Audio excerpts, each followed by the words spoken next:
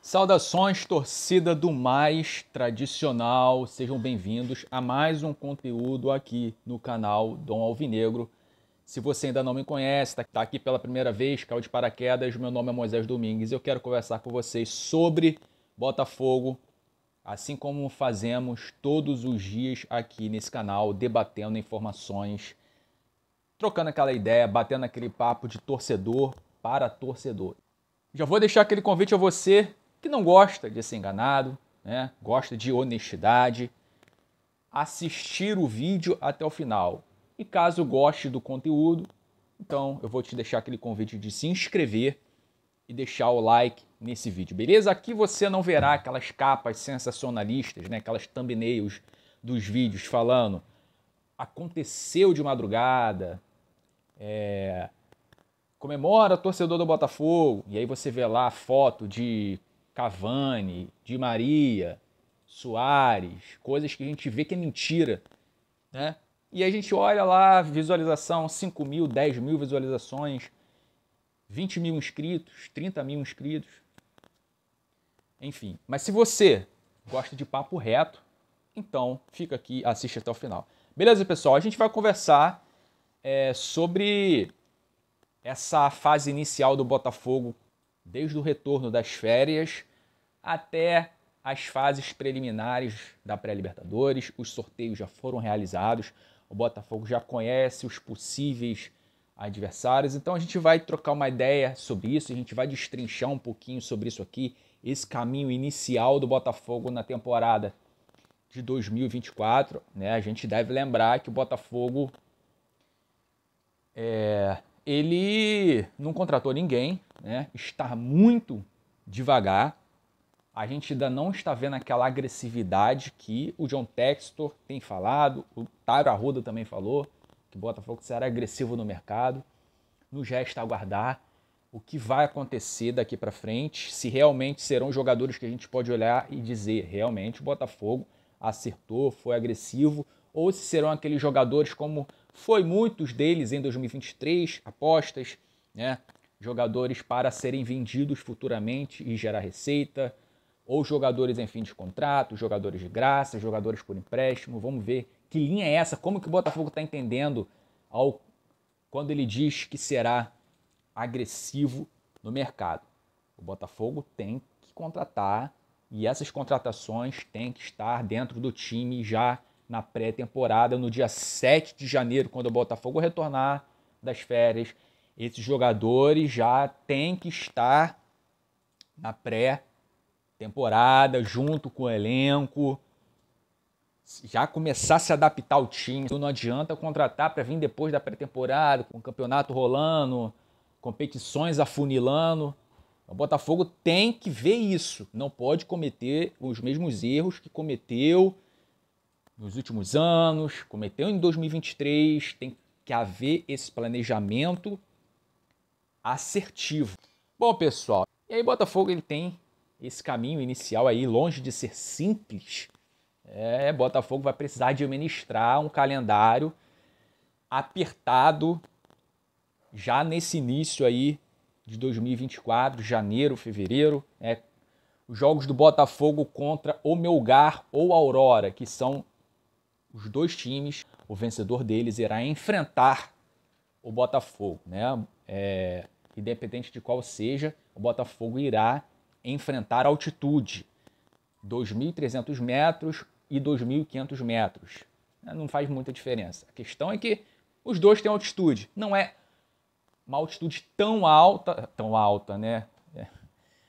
Não é uma altitude assim tão grande quanto em outros times, né, que tem altitudes acima de 3.000 metros, mas é algo a se considerar. E esses jogos, né, que o Botafogo ele terá aí nessa fase inicial, ele ficará espremido naquele calendário de jogos iniciais do Campeonato Carioca. E nesse pequeno intervalo de tempo, o Botafogo terá 2 clássicos.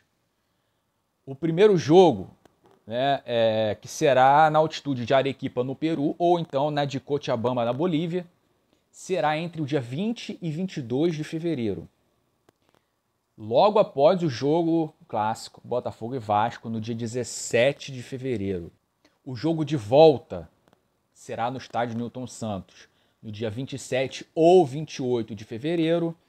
Será poucos dias antes do clássico Fluminense e Botafogo também, pelo Campeonato Carioca. Sendo aí a última rodada, né, da fase inicial ali do Campeonato Estadual. E caso o Botafogo avance, né, ele passe da segunda fase, ele enfrentará o vencedor do confronto Bragantino e Águilas Douradas. Então a gente tem aí um possível adversário complicado. O Bragantino é um bom time, bem treinado, então o Botafogo ele pode, existe uma grande possibilidade, se o Botafogo passar e o Bragantino também, eles irão se enfrentar nessa terceira fase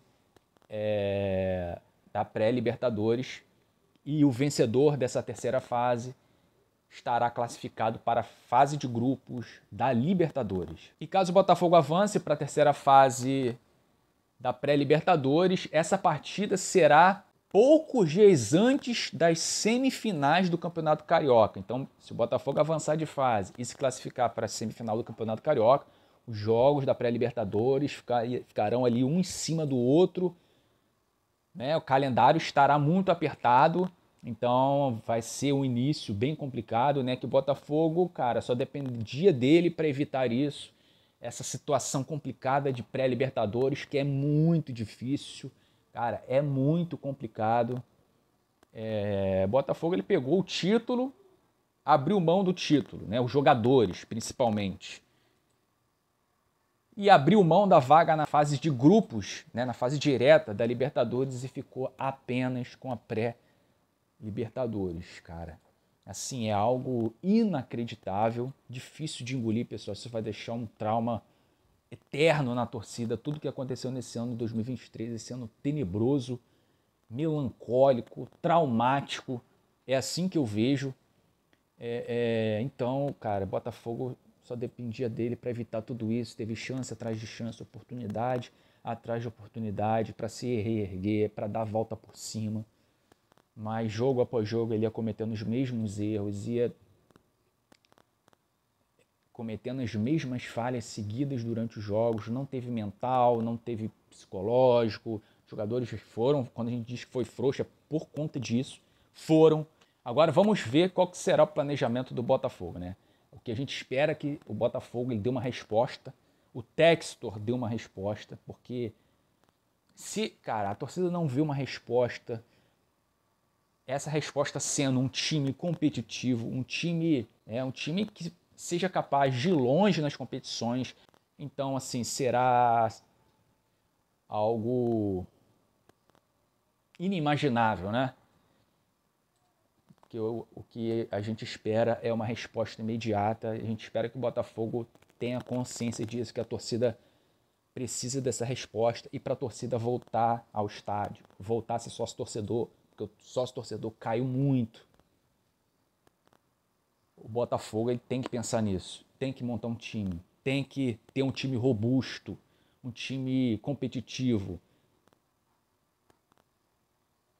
Se quiser ser protagonista nessa próxima temporada, e é o que a torcida do Botafogo quer ver. A gente não aceita outra coisa que não seja isso. A gente não aguentaria ver mais uma temporada medíocre, né? Uma temporada